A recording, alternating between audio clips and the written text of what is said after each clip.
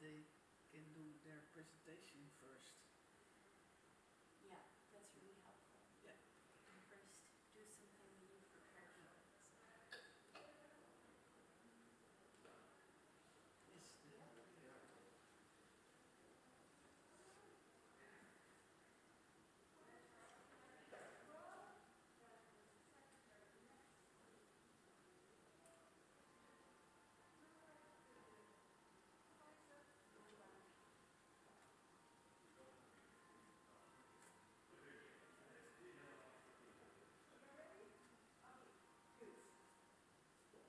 Please all rise. Please be seated.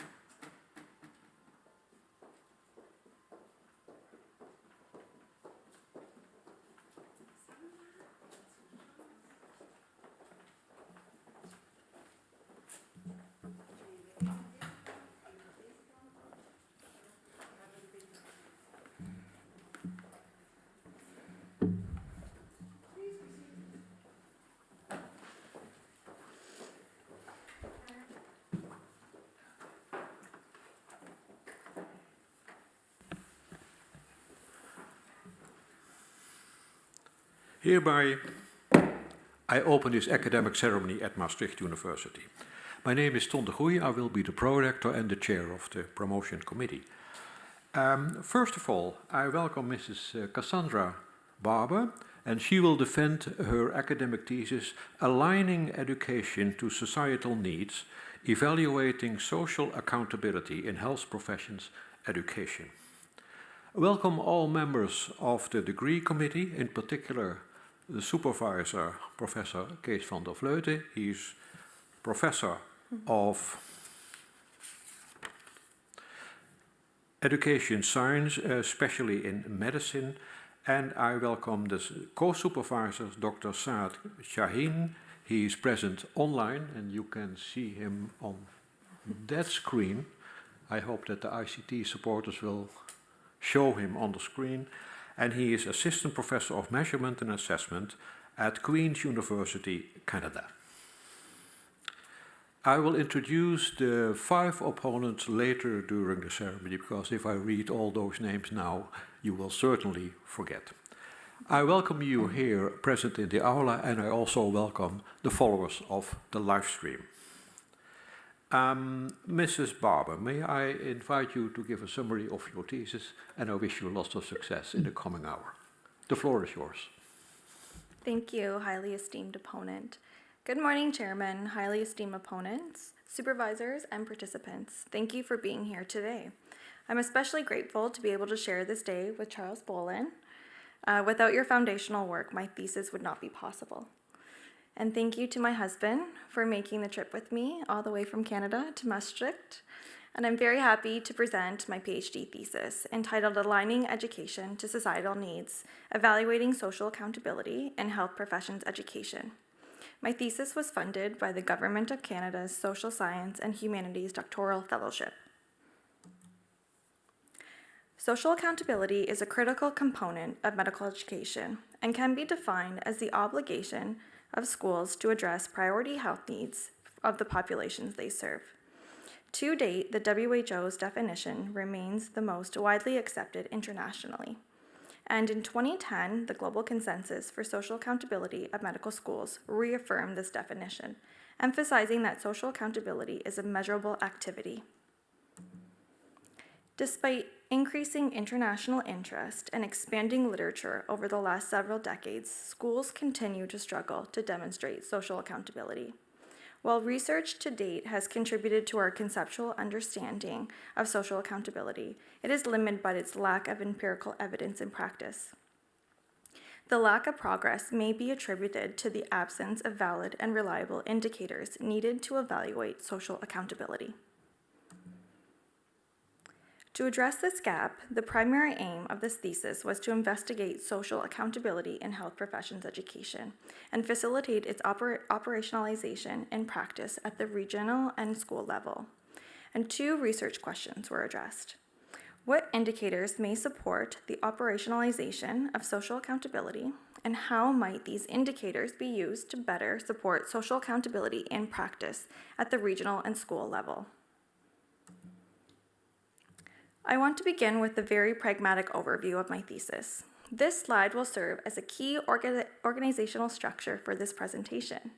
I will guide you through each stage of my thesis journey, from my initial conceptual framework, my 4 empirical studies as they relate to my research questions, and how this work all comes together using systems and evaluation in my discussion. This thesis employed a program evaluation logic model to systematically evaluate social accountability and identify links between program inputs, activities, outputs, and intended outcomes. There is an explicit link in the literature between education and society. However, there is an underlying assumption that medical school inputs and activities should influence the type and quality of care provided by graduates and ultimately impact society. Yet the steps between what schools do in training and how these activities translate in practice are not straightforward. Logic models can provide an evaluation structure in thinking about educational programs and served as a starting point to begin to operationalize social accountability. Using this conceptual framework in support of our first research question, our journey began with a narrative review. Initially, we conducted a narrative review of prominent social accountability frameworks in health professions education to establish an initial set of operational constructs.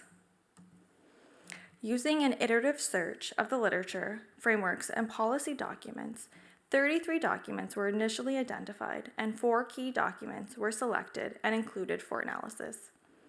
Common themes were synthesized across frameworks and characterized using the CIPP evaluation model, or the context, inputs, process, products, and impacts.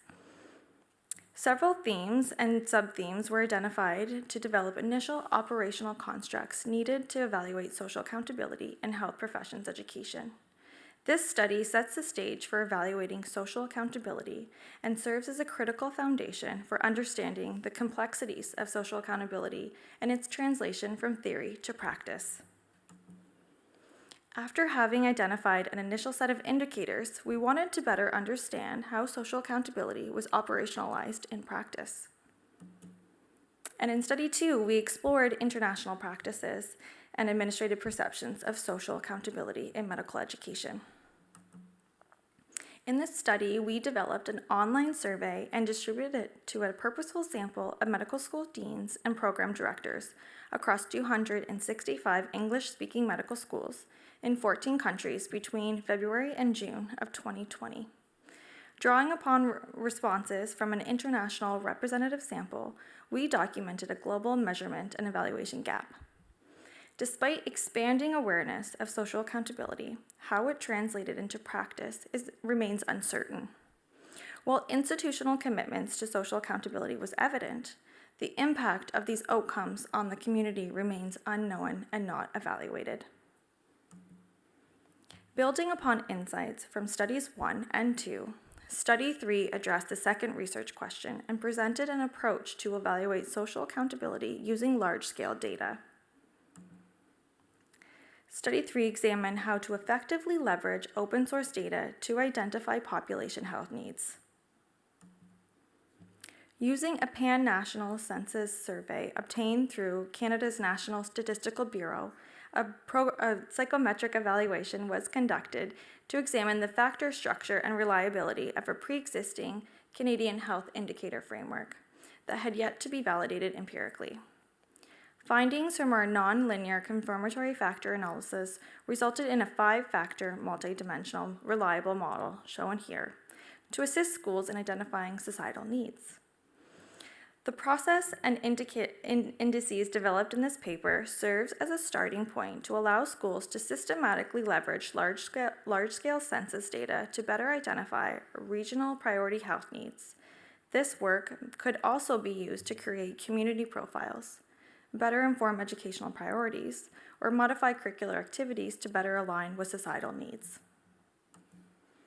Lastly, Study 4 explored the feasibility of creating medical school service regions in Canada. This perhaps more innovative study drew upon my background as a demographer and incorporated a geographic mapping approach that is not actually commonly used in medical education. As a demographer, I've always been interested in the migratory patterns and movements of individuals, and I wanted to incorporate a study to showcase my demographic roots and examine the mobility of physicians. So this study used pre-identified geographic regions and administrative boundaries defined by governments and assisted in examining in-region graduate retention rates across the educational trajectory and 5 years into professional practice. In this study, medical school regions were identified using institutional websites and mapped using national health regions to create what we refer to as school service regions. These regions may be characterized as geographical areas served by a school or intended areas of primary responsibility. While these regions were not intended to act as absolute boundaries, but rather general regions from which medical schools are mandated to serve. These regions served as a basis for evaluating the retention patterns of medical graduates. Overall, this study provides a national overview of medical school service regions and in-region graduate retention trends of medical specialty over a 15-year period. These findings offer valuable insights in creating school service regions and examining in-region graduate retention as one approach to evaluating the extent to which schools service their local regions. Now that we've examined the findings of my empirical study, let's transition to the final stage of my thesis.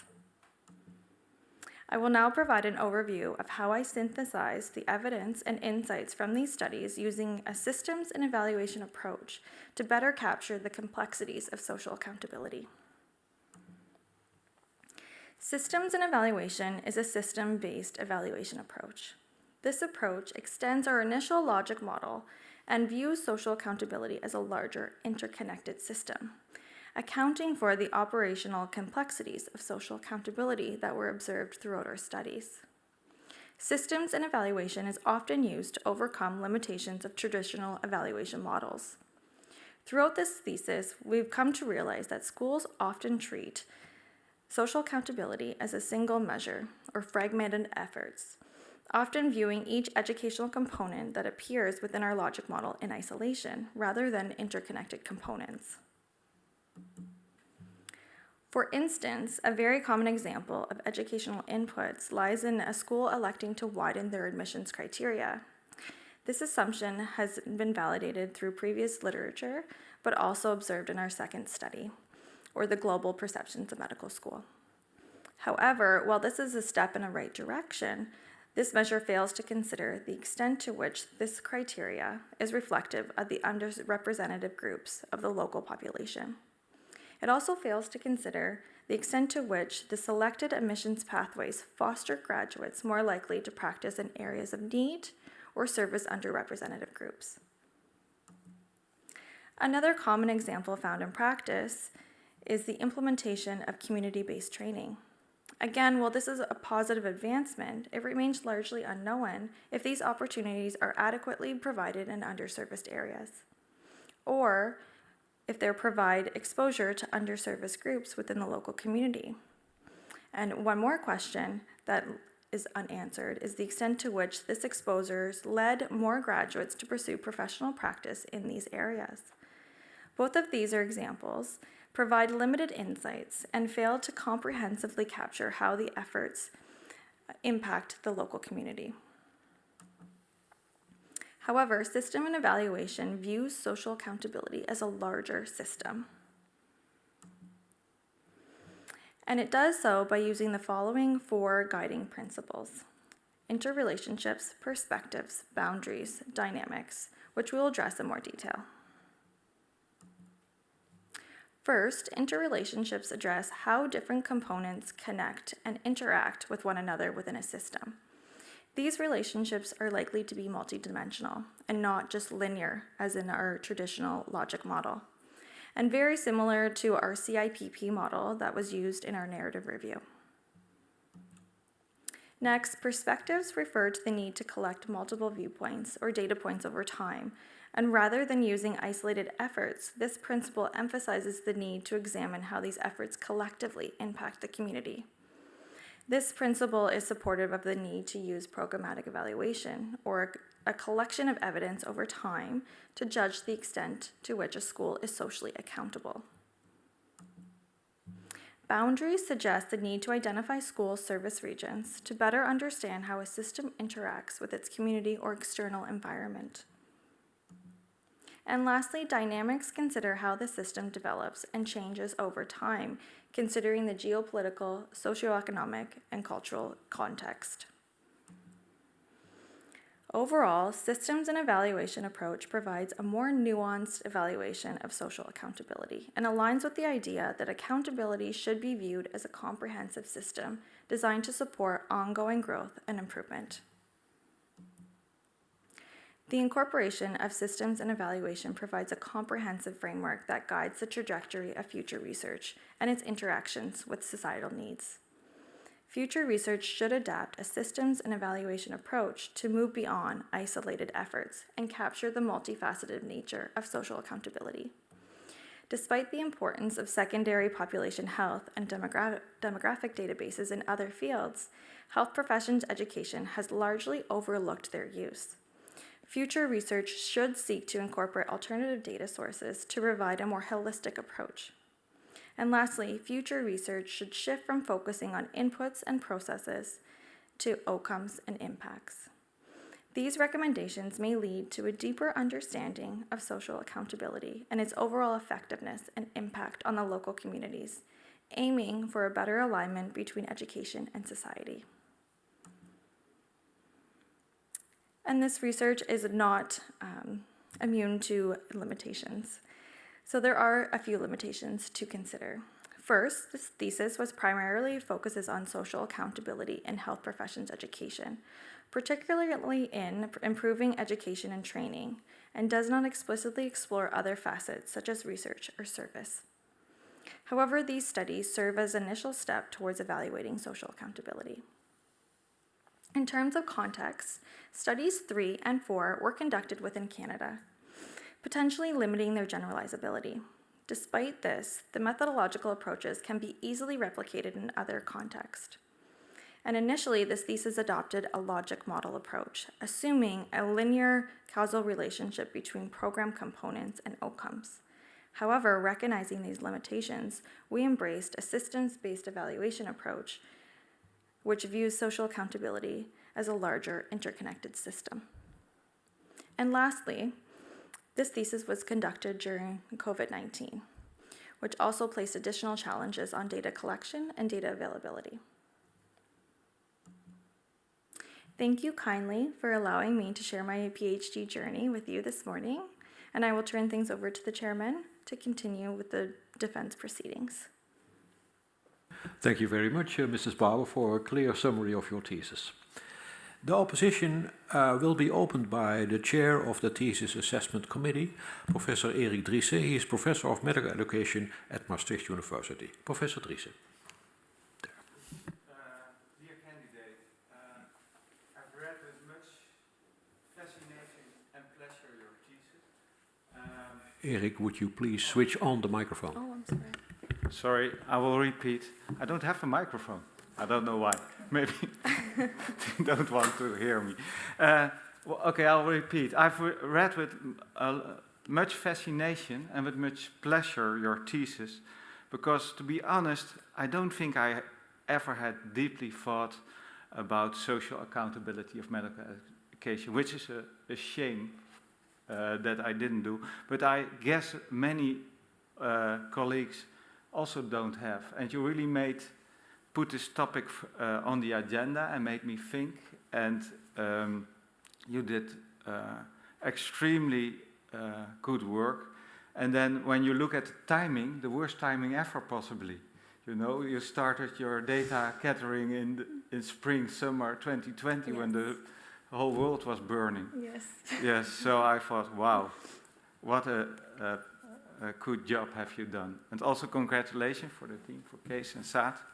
And you published it in top journals, and the last one is under review. I hope the journal will accept it too. Yeah, fingers crossed. Yes. Now I'm here to challenge you a little bit, So after this defense, I will have lunch with our dean of our medical school, and I already have emailed her about your thesis and the importance of social accountability. So we will make 2024 the year of social accountability. And now my dean wants to know from me what we can do as a medical school in Maastricht to work on social accountability. What would be your advice to me to advise my dean? So what would be your advice to my dean? Thank you, highly esteemed opponent. That is an excellent question. Right, I think the million-dollar question, what can we do to be socially accountable? I would say that a lot of schools are doing things already that are in the direction of being socially accountable, but I think looking at it from a fresh perspective and maybe starting from the ground up would be to provide the infrastructure to collect data longitudinally and to ask the questions. So if you're going to widen, right, your admissions criteria or implement community-based training, right, to make sure that those questions are carried through and examined outcomes of those questions. Okay, and she will probably ask, what kind of data will we start together and how? What would be your advice on this?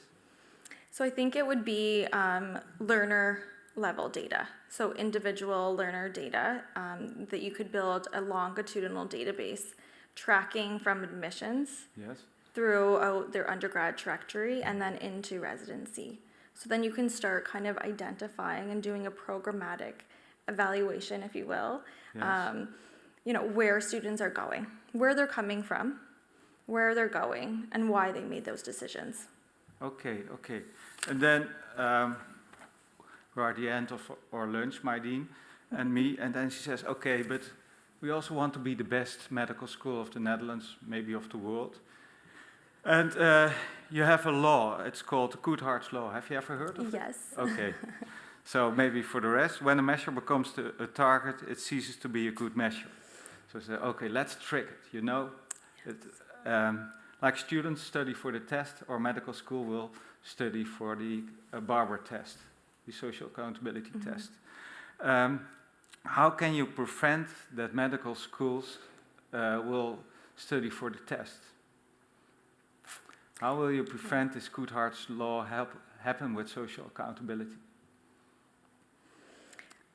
So that's an excellent question, and we did actually have a lot of discussion about Coulthard's Law and what that looks like in social accountability. We also talked about the performance paradox as well, which kind of does mirror the Coulthard's Law.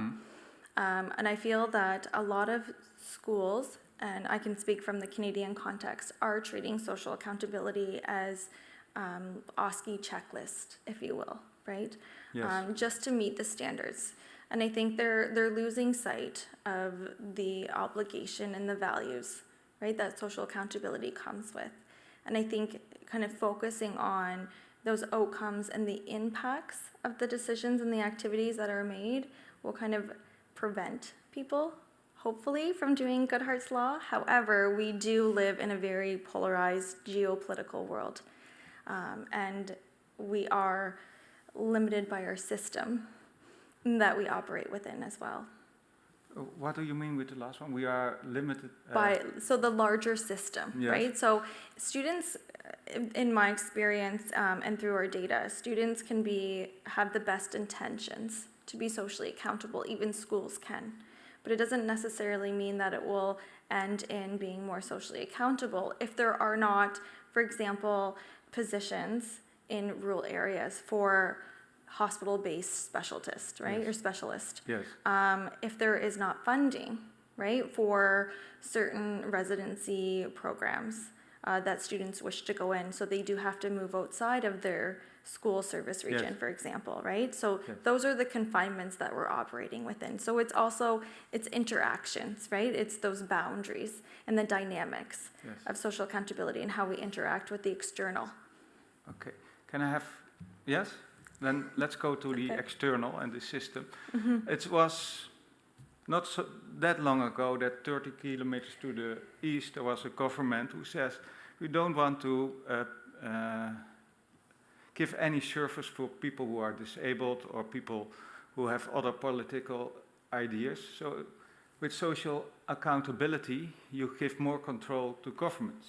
And I agree totally with all the examples you gave why social accountability is important, but it was, I think, Lenin who said trust is good, but control is better. So are you not the Oppenheimer of medical education? Which, I mean, don't you offer technology to regimes, to governments to control medical education and maybe control it not always towards the direction that medical schools or individual doctors or individual learners will agree with? What do you think about this? Have you thought about this? So that is another excellent question.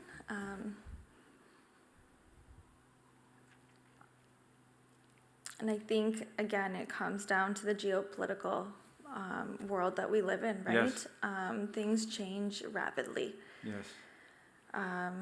And the whole value system of social accountability is that the priority health needs need to be identified alongside or in collaboration, right, with Yes. the health systems, with governments, with community resources that are on the ground, because they know what the community needs the most. Instead of this top-down approach, it should be really a bottom-up.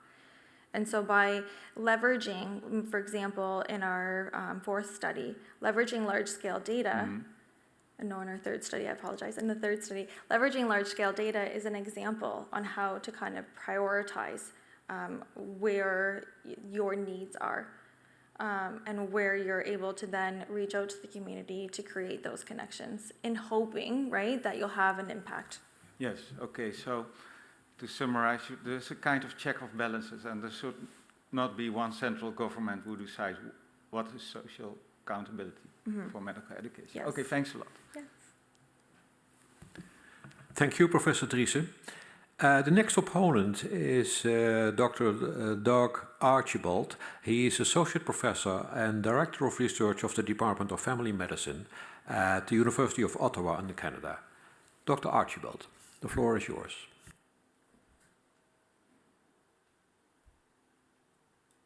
Thank you very much, and good morning, everyone. Ms. Barber, I'd like to first thank you for the opportunity to read your thesis, and thanks to your supervisors for inviting me to be on your defense and to your opposition and to ask some questions. So I'd first like to start by saying that your thesis is coming at a very opportune time. I think it goes without saying that in Canada, our primary care system is in crisis, with about 1 in 5 Canadians do not have a family doctor. And that's very problematic. If you don't have a family doctor, you don't have access to our healthcare system, or it's very difficult for you to access a healthcare system. Therefore, it has ripple effects across the entire system. I believe that in order to remedy this, to help fix this problem, social accountability is very much in the forefront. It's a principle that has to be adhered to, along with moving to more of a team-based approach to healthcare, along with incorporating equity, diversity, inclusion, accessibility, reconciliation with our Indigenous populations, keeping in mind health and psychological safety of our healthcare providers, amongst others. So again, thank you for this thesis. I think you've prompted us to think about a number of very important issues and ways of thinking about social accountability. So this is really my first question to you. It's been a few years since you did the narrative review, and you have a progression of empirical studies since that time. And I'm just wondering if you can speak to the progression of your thinking around social accountability. Has it changed over the course of time? Thank you, highly esteemed opponent, and thank you for waking up at very, very early in Canada to participate in my defense. So to answer your question, that's actually a very interesting question that I have thought, and we've had a lot of discussion about. And I think kind of drawing on my background as a demographer in sociology, right? Things are socially constructed. Our world is socially constructed.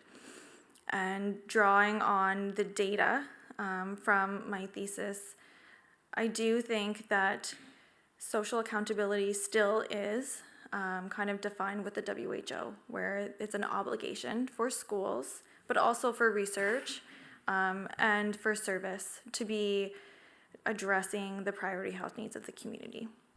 And I think that's really, it starts and ends with the community.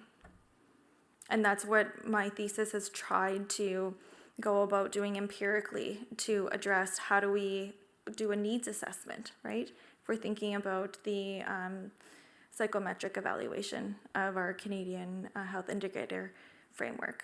And then thinking about how to identify, right, those boundaries and those regions for medical schools to then start thinking about what's going on internally, right? So they can identify the needs and ideally, provide some initiatives internally to try to better meet the needs of society. And right now, that is in our primary care system in Canada. No, agreed.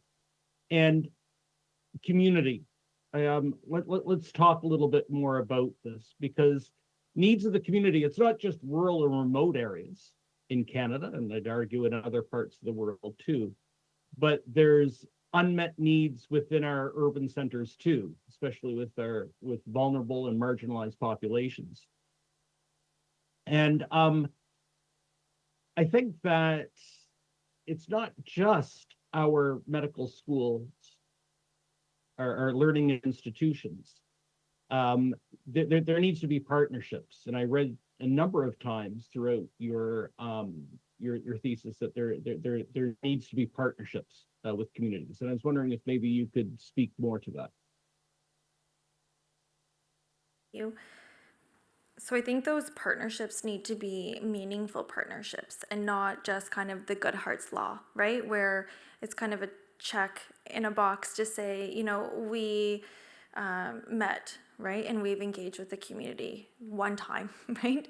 So that's a check, right? But I think it needs to be ongoing, meaningful engagement with community members. And in our narrative review, there are a number of examples to have, community members be on committees, right? In the medical school committees. You could have community members from certain maybe underserviced groups come in and do a talk about homelessness, for example. And then to have that exposure, so then the students better understand the needs. They would be very vastly different than someone from, a white collar working profession. So I think that really needs to happen. And, I don't know what meaningful ongoing relationship is or how to measure that right now, but that would be a really interesting next step, a next future study. No, for sure. I agree with you there. In one of your chapters, you certainly spoke to, and you provided data for the fact that, well, where you do your training, both your undergraduate and your postgraduate training, does have effect on where you practice. And I was wondering too if you might be able to comment on experience. you have noted that, you know, family is certainly a draw to where you end up practicing. But what about the experience, the clinical experience that you would have, and whether that has any effect on where you may practice? No, that's an excellent question. Thank you. In the last chapter, we actually did add a theoretical concept of social attachment to place. So that talks about, you know, our social connections, family, right? The time that you spend in a certain location, whether or not you're married, did you meet your spouse there? All of these types of ties that you have to the community. And so I believe there is literature that says the longer you stay somewhere, right, the more likely you create those ties. And so it's a social attachment to place. However, we did remove it from the manuscript at the discretion of reviewers from a previous journal. And so that was just taken out of our thesis. Mm-hmm. Mm-hmm. Okay. Well, thank you. That concludes my questions for now. Thank you. Thank you very much, Dr. Archibald. The opposition will be continued by Professor Frank Schmink. He is Professor of Quality Improvement of Residency Training at Maastricht University, and he is affiliated with the Catharina Hospital in Eindhoven in the Netherlands. Professor Schmink. Thank you, Mr. Prorector. Dear candidate, also my congratulations on the completion of this wonderful thesis. And I also would like to extend my congratulations to your PhD promotion team. Really a very important topic, not only from a medical educational point of view, but also from a societal point of view. And this article in a national newspaper, which was published last week, illustrates that, because it deals with the problem we are going to get in the Netherlands with the dentists. 50% of the dentists will retire in the next 2 years. So we are facing a big problem, and I think that's one of the topics also you addressed, social accountability, the need for an appropriate number of specialists in the community. And also because I was a vice chair of the CTS, the Medical Council of Medical Specialists in the Netherlands, which is responsible for all the regulations in postgraduate medical educations. But enough of the compliments. I'm also here to challenge you a little bit on your thesis. And I'd like to start my opposition with chapter 2, a narrative review. And of course, a review heavily depends on the inclusion of the articles in your review. And so my first question to you would be, how sure are you that you were able to include all the relevant literature that exists on this topic? How sure are you that you really saw all the relevant literature? Thank you, esteemed opponent. I think that is one thing that you always think about when doing a narrative review, right? Whether, or if it's a scoping review or meta-analysis, right? Did you include everything? So at the time, we felt that we did reach saturation in our inclusion criteria. We also went through an iterative process between myself and my co-promoter to ensure that we did select the right articles. And we did decide to exclude institutional specific articles because they potentially do lack generalizability, and that was our inclusion criteria that we did outline in that paper. I saw that you had a really broad search strategy. Yes. and looked at 5 databases. And did you also had the advice of a librarian or information specialist to help you with a search strategy? No, not at the time. Not for a narrative review. We did not employ a librarian. And you could select 30 to 33 documents. 33, yes. And you selected 4 key large-scale social accountability frameworks. That might imply that there were also others? Or you could there were only four large-scale social. So we determined that the 4 papers that were included were the foundational papers, where they were used in other papers and highly cited to conceptualize social accountability. Okay. Because I noticed that amongst all the authors, amongst all the papers, one was particularly present, your Paraniv. Yes. Nice to have you here. And that it's assumed to me that then the ideas from social accountability stems especially from one of the thinking and opinions of one author. Highly commended on your pioneering work on this, but what does it tell you for the review?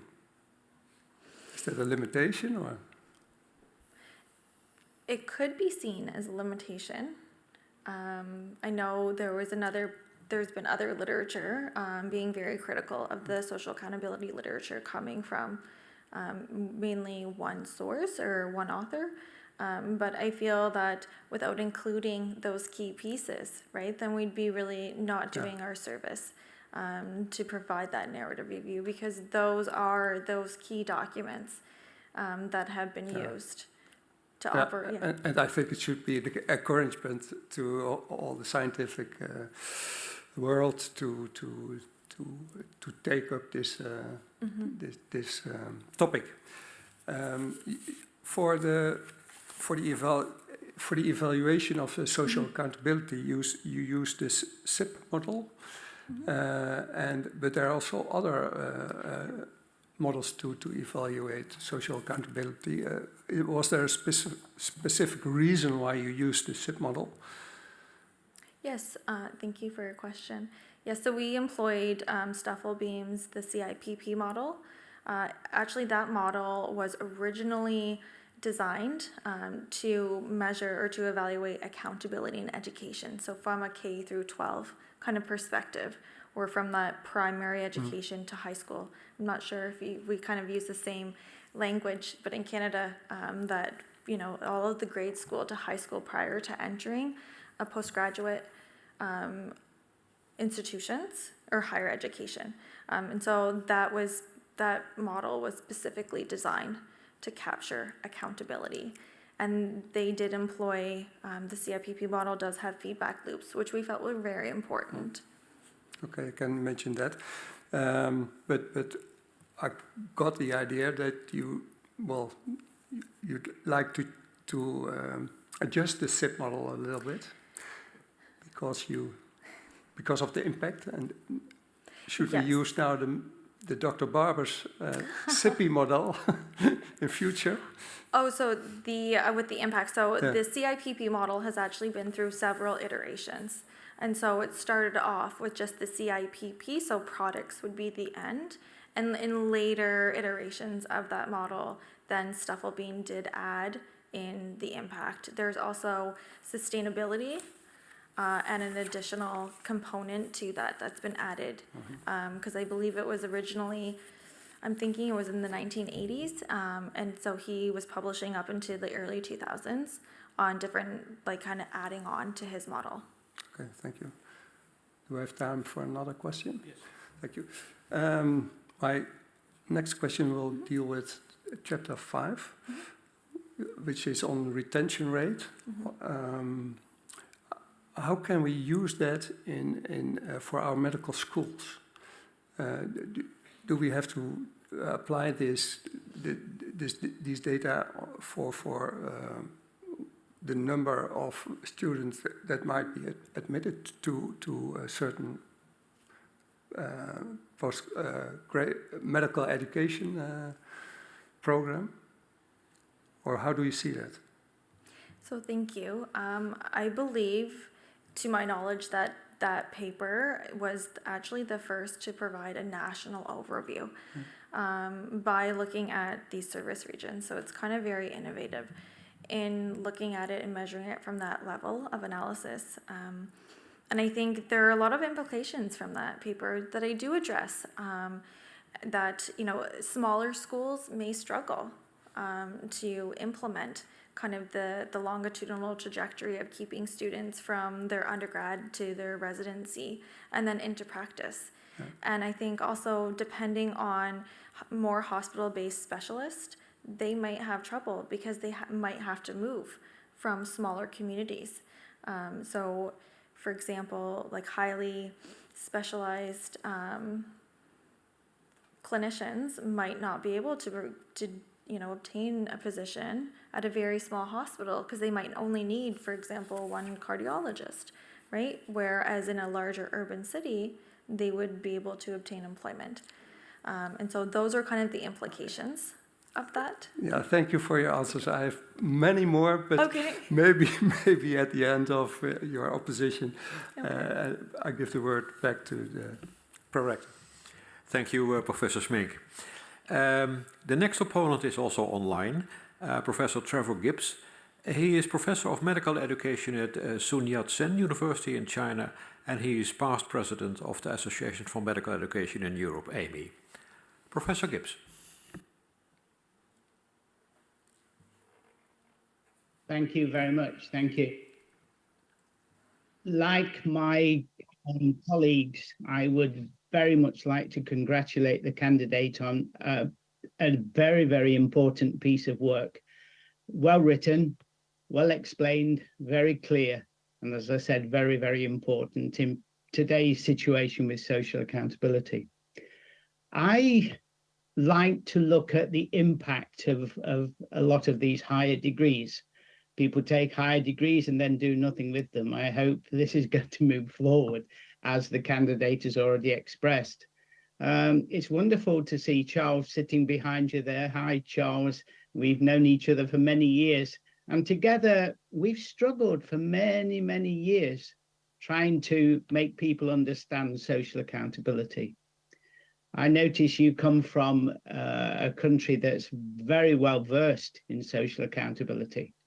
I think there's very few schools, I hope very few schools now in Canada that don't understand social accountability. And I want to think about the rest of the world where social accountability is unknown in some parts, particularly the global south, and even in some parts of Eastern Europe.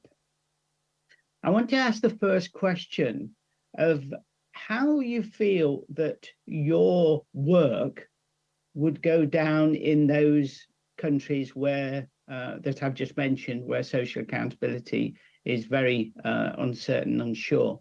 Those countries, though, are the ones that really need social accountability. How can we take your work and improve the understanding of social accountability? Probably a bit of a difficult question, but I'm happy to hear your answer. Thank you. So what I found to be extremely interesting was in our study too, when we, asked from a global perspective, English-speaking schools, whether or not they had an explicit social accountability mandate. And we didn't specifically focus on schools with those mandates. We asked all schools that we could find, and almost every response, except for one, did indicate that they have an explicit social accountability mandate, which I found to be very interesting. And now that could be a social desirability response, right? Especially given the heightened global awareness during COVID-19. However, I found that to be very interesting because the literature would indicate that regardless of if a school recognizes or acknowledges this mandate, right, they still have an obligation, right, to be accountable to society. And I found that finding in particular did really speak to that.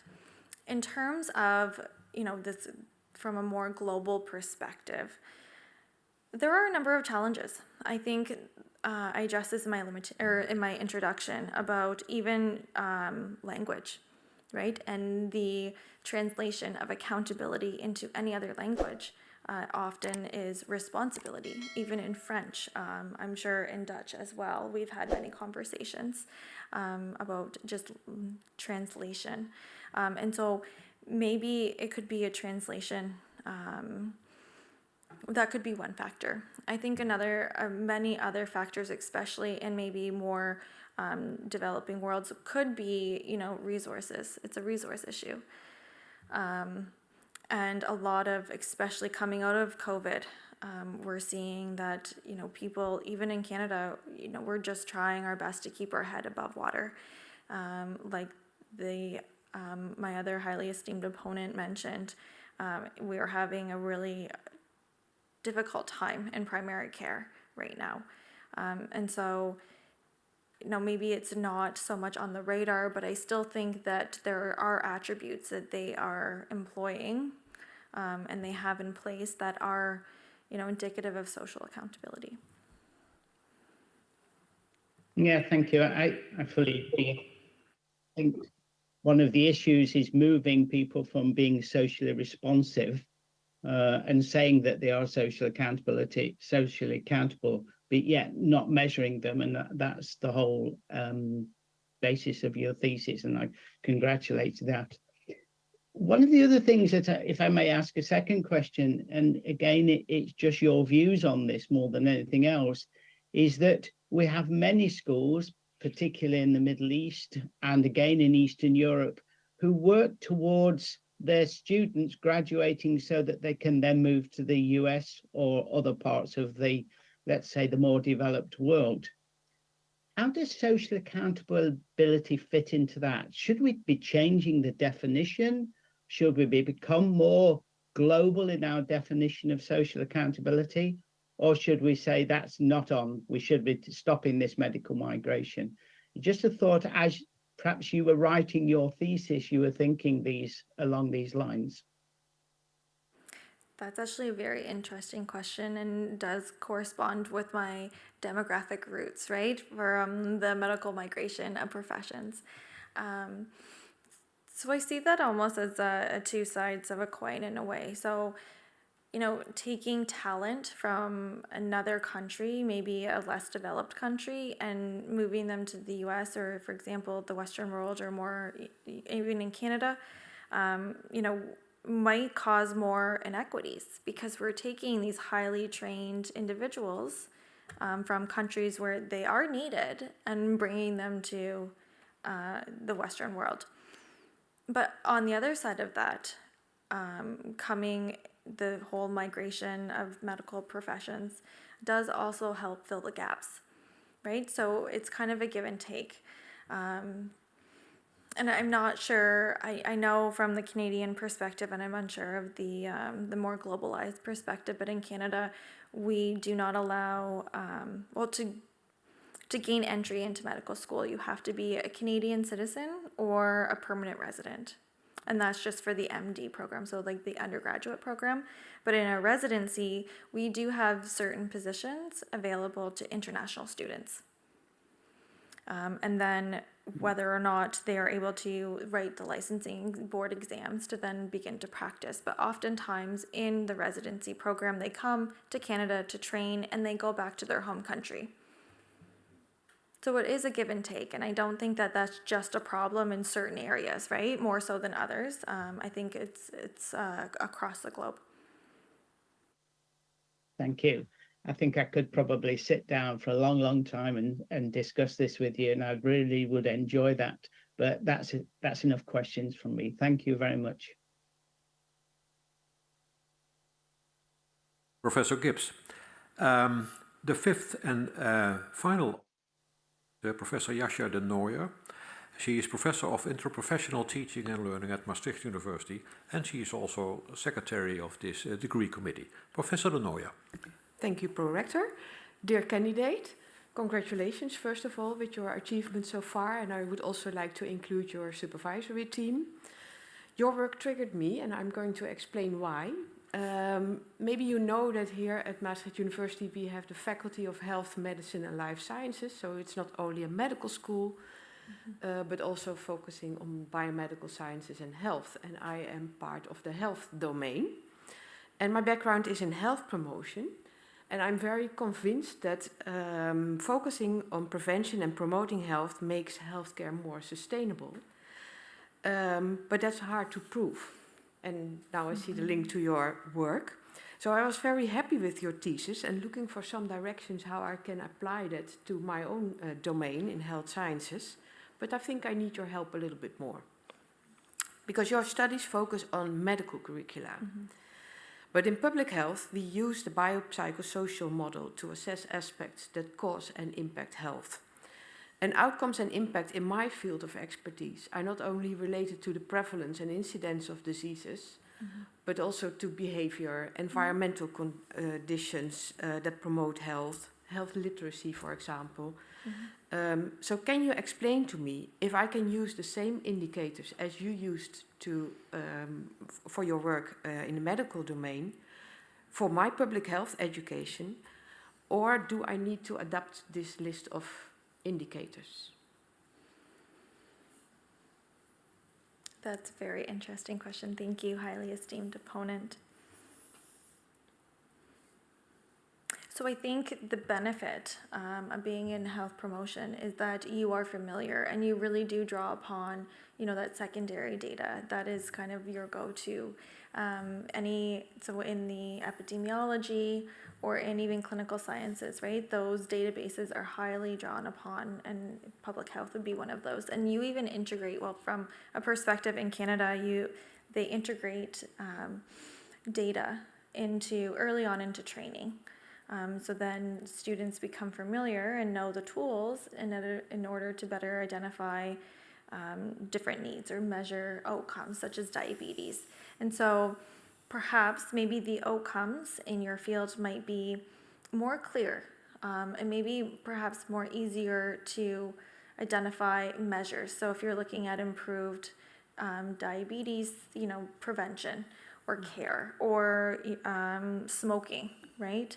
Or drinking. So you actually have perhaps maybe a more clear vision, and then to develop attributes to then measure to see outcomes. So if you implemented, for example, something on diabetes care and prevention, or just education literature on people that might be at risk, maybe perhaps there could be a more, not exactly, causal or correlated line, but it might be a little bit more clear than perhaps in the medical field world, because what they say in medicine and medical education, it's 7 years to really measure impact. So it's a little bit longer. But in my opinion, sorry to interrupt, is that it's easier to assess the absence or presence of a certain condition, of course, instead of behavior, yes, which is often self-reported, and that's quite difficult, but that's okay. Yeah. My second question was links to chapter 4, where you give some clues what other factors you would like to include. And you mention 2 factors I'm particularly interested in, and that is the stakeholder engagement and interprofessional collaboration. How would you assess this degree of stakeholder engagement and interprofessional collaboration? Well, thank you. That's an excellent question. And I think that would really make for an interesting future studies to see how schools are, engaging in the interprofessional teams and community engagement. But I think, again, it has to be that meaningful, right? Like longitudinal, purposeful engagement, and not fall into the trap of Goodhart's Law, where, you're engaged once and then, or you're consulted once and then you kind of step away. So I think that ongoing, meaningful engagement, and that needs to be measured in some way, and would be a really interesting next step in future research. Okay.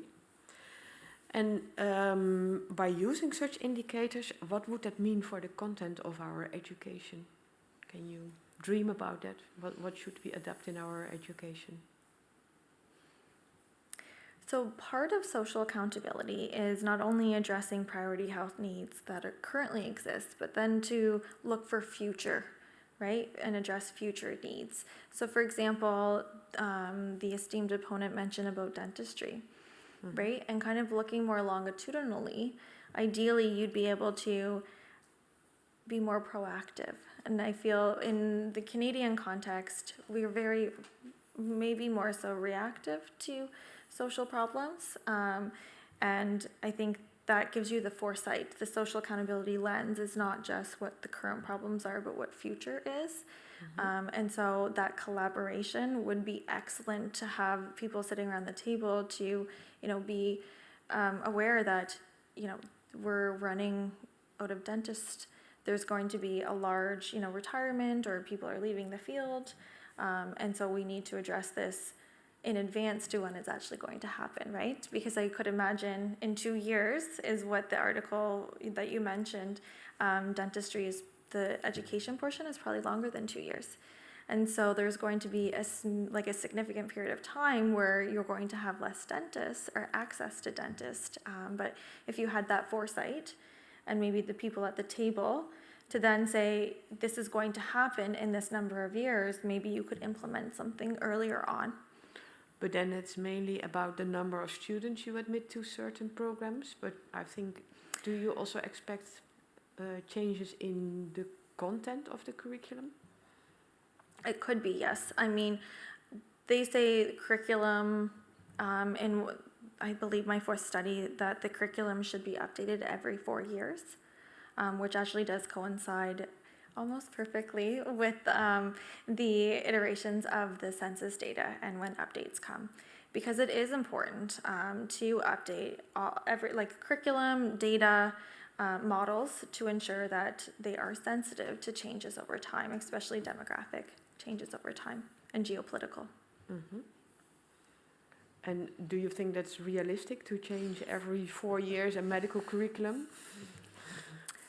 I know how much impact it has to, to do so. Well, so that is in the literature, that it should be updated every 4 years. And I wonder if that's also from an accreditation standpoint, because in Canada, the accreditation is every 7. And so thinking maybe just a revision or to have a working group or committee that does kind of keep an eye on the curriculum and where they're at would probably be a starting point. Thank you.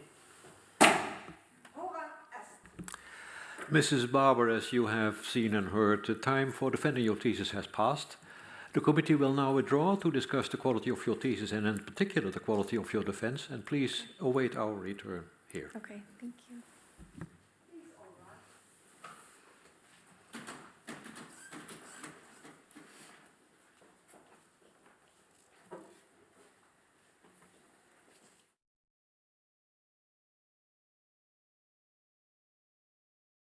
The PhD defense has now ended. The degree committee will debate the candidate's performance behind closed doors. This process usually takes about 10 minutes.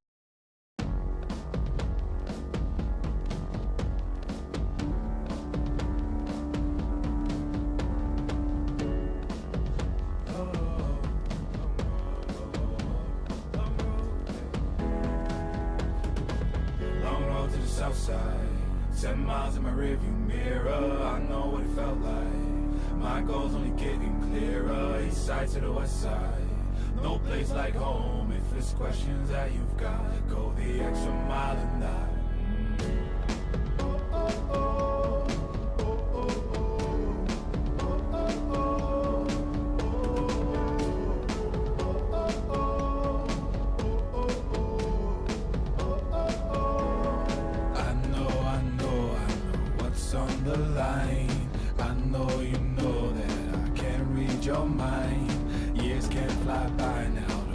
All your time, 'cause I'll go the extra mile. Long road to the south side, 7 miles in my rearview mirror, I know what it felt like. My goal's only getting clearer, east side to the west side. No place like home, if it's questions that you've got, go the extra mile and die. On the dash, got my laces tied. Long road, I don't waste no time.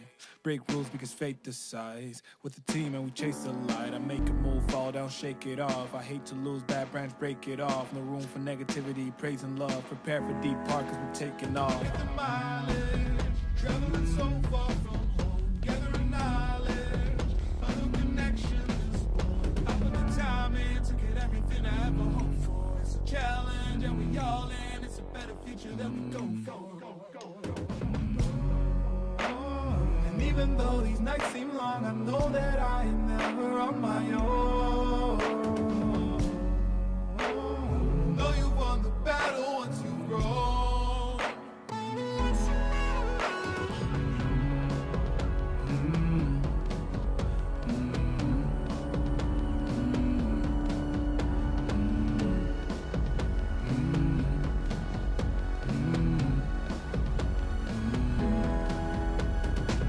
Long road to the south side, 10 miles in my rearview mirror. I know what it felt like. My goals only getting clearer. East side to the west side, no place like home. If it's questions that you've got, go the extra mile and night.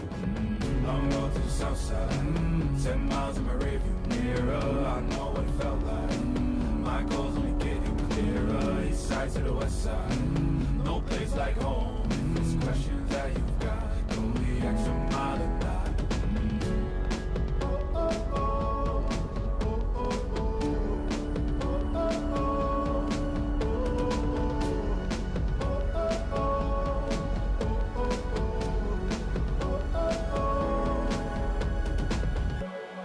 What's on the line?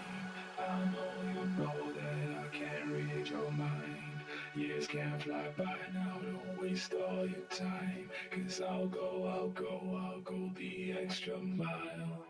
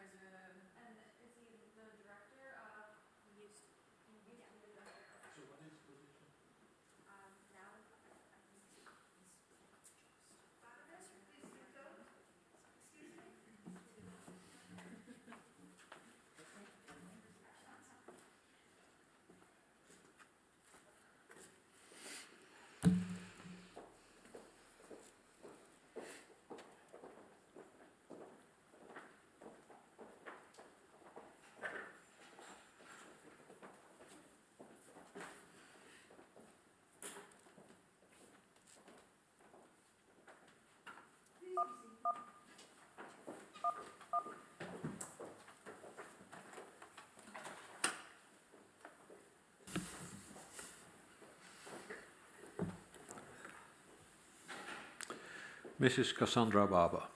The degree committee has here present has assessed the quality of your thesis and the quality of your defense. And in view of its positive verdict, and of course taking into account your previous qualifications, the committee has decided to grant you the degree of doctor. And Professor van der Vleuten is authorized to confer upon you this academic distinction in accordance with Dutch university custom and law. And invite now your supervisors to take the floor. Professor van der Vleuten.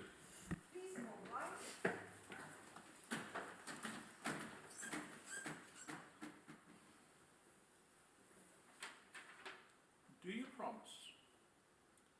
Sorry, I'll take the mic. Sorry. Is it on? I think it's on. Do you promise? No, it's not on. That's not on.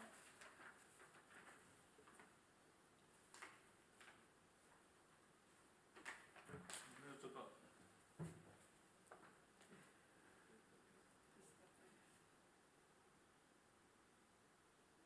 Tap on it. Anders dan gaan we even zitten lezen. Gebruik deze microfoon. Ja. I'll use this one. No. I'll use this one. Okay. No, I'm fine. Again, do you promise to work in accordance with the principles of scientific integrity at all times, to be careful and honest, transparent, independent, and responsible? I promise. You can use the hand microphone, it's on. But I'm fine, thank you. By the authority vested in us by law and in conformity with the decision of the committee here present, I hereby confer upon you, Cassandra Barber, the degree of doctor and grant you all rights attached by custom and law. As evidence of this, I now present you with the degree certificate signed by the rector, the secretary, and other members of the committee, and affixed with the official seal of the university.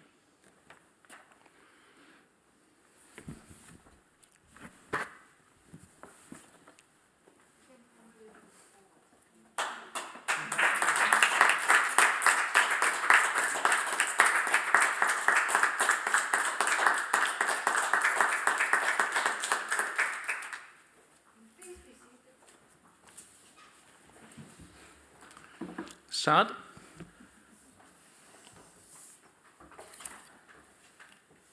I get a few minutes to say something. Cassandra, congratulations. What a journey this has been.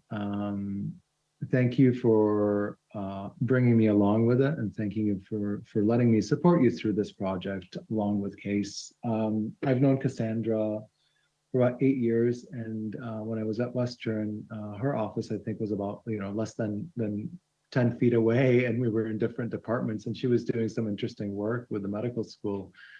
And our collaboration started early on with a first paper that we wrote, and then after that we started thinking, okay, she was thinking about doing a PhD, and I thought, okay, who would you like to do one with? And of course, it wasn't me; it was Case, who's an eminent scholar in medical education. And by chance, Case was actually going to be at Western, and the three of us had a meeting, and we started talking about, what this could look like. And then we started working on the proposal and putting things together, and things just developed. And the social accountability is so important from multiple perspectives. I always, when I began looking at work around accountability, and in my earlier career, we were doing a lot of work on performance-based accountability, and one of the key terms I come to is that the root of accountability is accounting and to account for.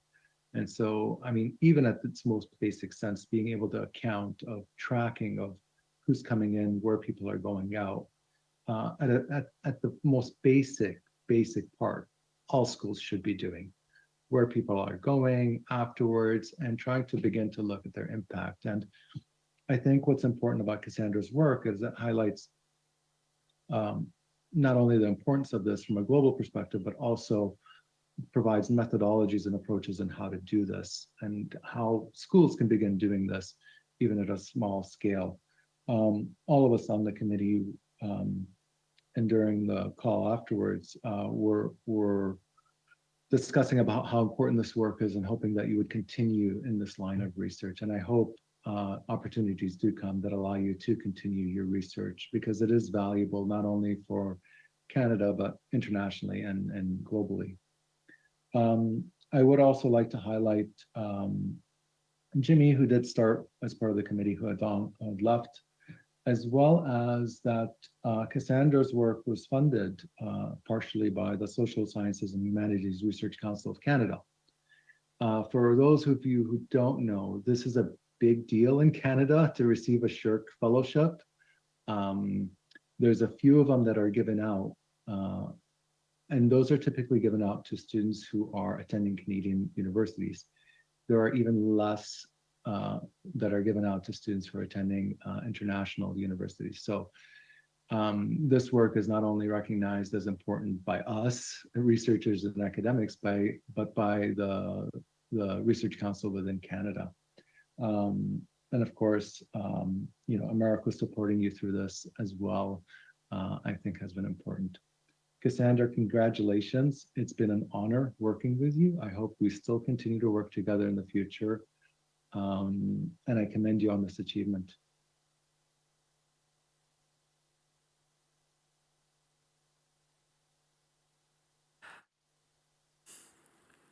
Esteemed Dr. Barber, dear Cassandra, it's my great pleasure to congratulate you with your doctorate, and I do that also on behalf of Maastricht University.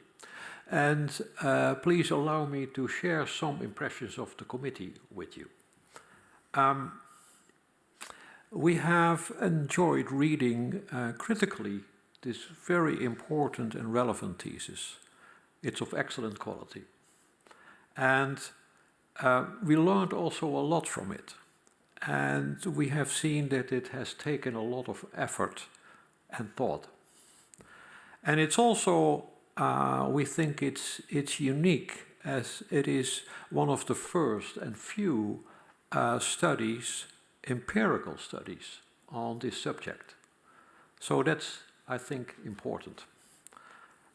Also, with respect to your defense, we have seen that it mirrors the quality of your thesis, so it's of good quality. And we are also aware that it is not always easy to answer all the questions that were posed to you. But you were very thoughtful and open and reflective. And you are also looking over the boundaries. So we are very satisfied with the quality of your defense. I would like to include in my congratulations also your two supervisors, Professor van der Vleuten and Dr. Shaheen. And also I would like to include in my congratulations your partner, Mr. Charles Bullen. He's I think one of the first people who have emphasized the importance of social accountability. So I would like to especially include you in my congratulations. And we are very proud that you are here today. I congratulate you all of the promotion team with the studies, the thesis and the defense today. And I also include your family. Your husband, I think you are sitting here on the first row. And I would like to congratulate all other members of your family and also your colleagues and those who have contributed to your studies and to your thesis. I would like to thank all members of both the thesis assessment committee as well as this degree committee. Thank you all for critically reading the manuscript, and Maastricht University in particular appreciates the input of the external members of the committee. Thank you very much for the critical reading and your interesting questions. Before I close this academic ceremony, I would like to give the opportunity to the 3 members of the committee who are online to congratulate Cassandra. And I would like to start with Dr. Archibald. You were the second opponent. The floor is yours. Well, congratulations, Dr. Barber. Wish I could be there in person to congratulate you, but nonetheless, you did a great job today in your defense, and hope we can work together in the future.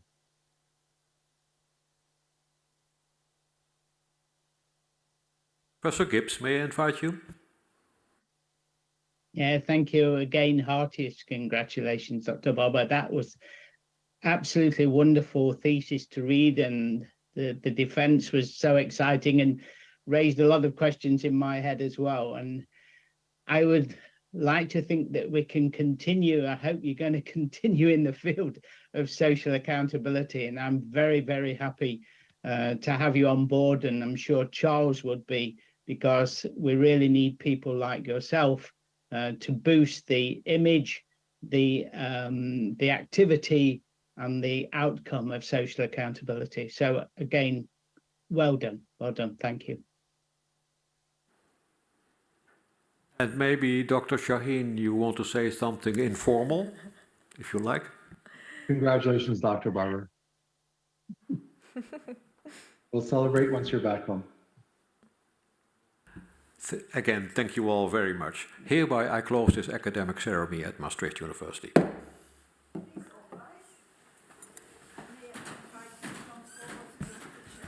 Yes, if you come forward and you...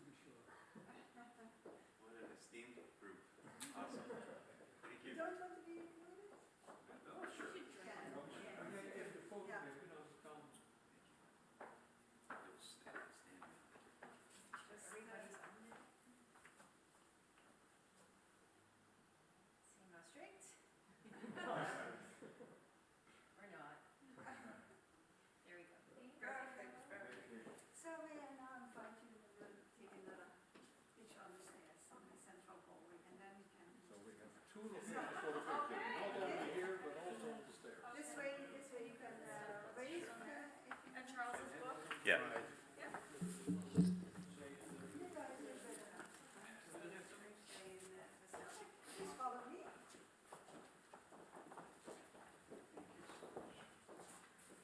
I presume we can go now. Just to say, nice to see you, Doug. Nice to see you. Take care. Yeah, take care. Bye-bye. Bye-bye. Thank you. Bye. Bye-bye. Bye.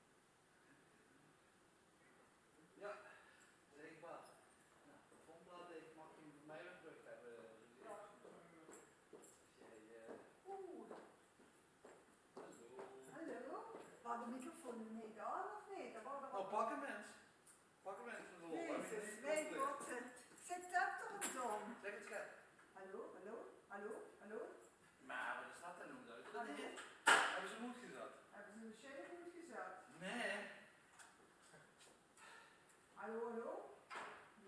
Dat het gaat niet. Nee, hallo, hallo? Kent het niet. Nee, dat moet ik niet doen. Mag ik hem hier geven? Dankjewel. Ha, ha, ha, ha. Hij heeft er moed gezet. Knap, hè? Ja. Hallo, Kees van de Vleuten. Zo. Hij is allemaal... Ja, Fabienne, dat helpt niet van mij. Hetzelfde wie dat ze hier gaan zitten, al geen microfoon is. En dan zeggen van ja, ik heb een microfoon.